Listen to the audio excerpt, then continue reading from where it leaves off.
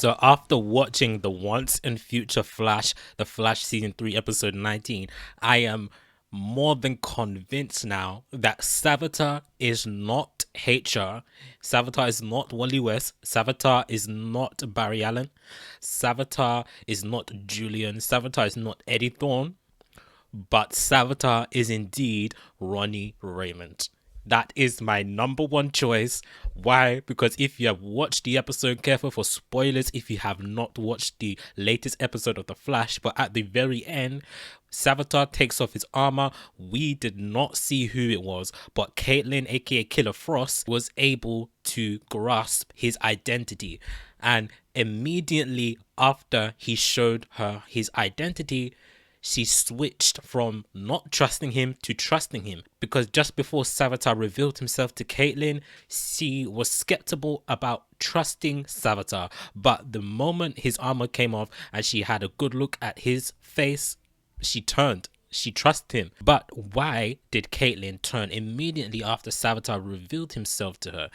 There's always that one side of Caitlin deep down in her heart, no matter if it's Killer Frost or Caitlin Snow, that loves Ronnie Raymond, because Ronnie Raymond was the very first love of her life. No matter how many people came after her, i.e. Julian, i.e. Hunter Zolomon, / Zoom, / the fake Jay Garrick, Ronnie Raymond was her number one true love.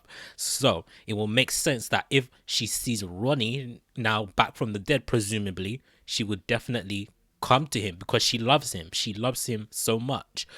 Now, how is Ronnie Raymond alive if Ronnie Raymond is indeed Savitar?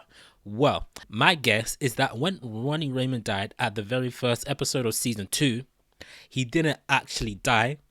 When he was separated, he might have just got lost in the speedstorm, in the wormhole, and then somehow that wormhole sent him back in time into the past, where he would find the Philosopher's Stone to become Savitar. And when he is in that wormhole, is actually in the Speed Force. He's not on Earth. He's not on the Earth realm, but he's in the Speed Force. He's in the Speed Force dimension. And that will tie into how he could be the first speedster, because he's in the past, way before any other speedsters were created. So in the Speed Force in the past, he finds the Philosopher's Stone, and then Savitar is born. And this very moment, at the very end of this episode, the Once and Future Flash, this has been the biggest clue to who Savitar is that the show has actually given us. We haven't had many clues better than this one, I think, anyway. So why would Ronnie Raymond actually turn on Team Flash? Well, Savitar did say through Julian earlier on in the season that Barry took everything from him. When Ronnie died, he self-sacrificed himself. He had no choice but to kill himself, because if he didn't, then the whole Earth would get sucked into the wormhole, thus killing everyone basically. So he had no choice really. He was the only solution. So he was kind of forced into that situation. He didn't want to lose his life. He didn't want to lose Caitlin, but he did.